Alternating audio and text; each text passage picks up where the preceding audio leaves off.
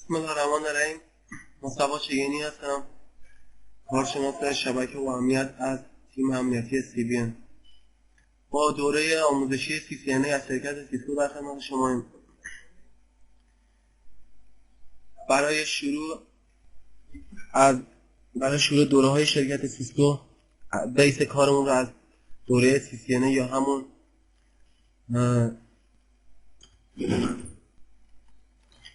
سیسکو Certificate Network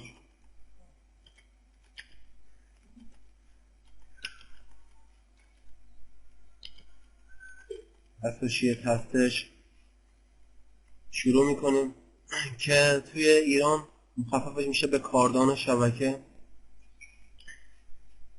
خب کسانی که میخوان این دوره رو شروع کنن باید از این نرم افزار استفاده کنن که معروف به سیسکو پکت تریسر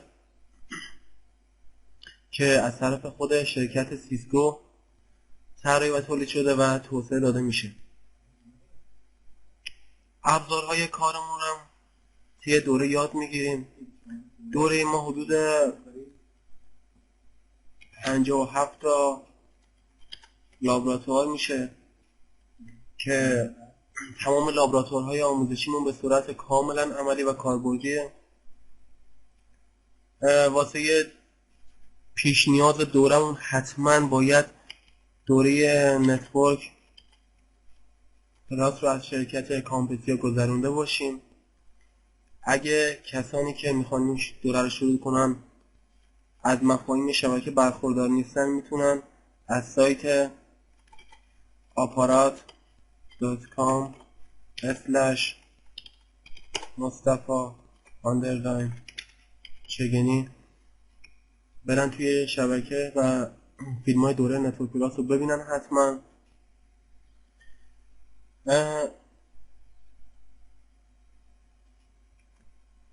چیز خاصی واسه شروع مقدمه نمیمونه، فقط بریم که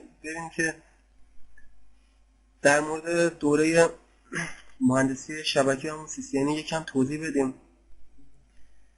خود CCNA در رابطه با مهارت فنی در نصب و پیکربندی و مدیریت شبکه‌های لند و وند در حدود 100 تا نود هستش که توی این دوره با تکنولوژی‌های همچون فریم ریلی، لیزید لاین، اینترویلن ها، لند روتینگ ها و پروتکل‌های مثل VTP، STP و همچنین تکنولوژی مثل ویرچوال لند و غیره آشنا میشیم.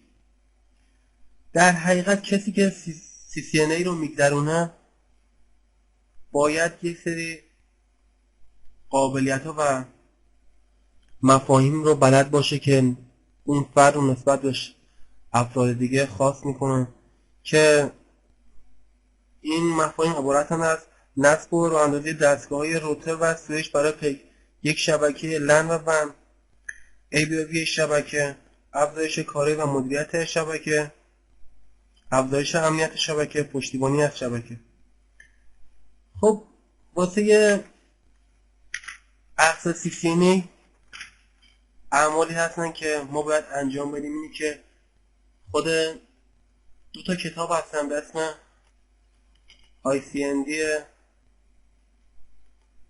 1 و ICND 2 رو بگذرونیم که از طرف خود شرکت سیسکو ارائه شدن که تمام 57 لابراتواره که ما توضیح میدیم طبق همین کتاب هاست که از طرف خود شرکت ارائه شده.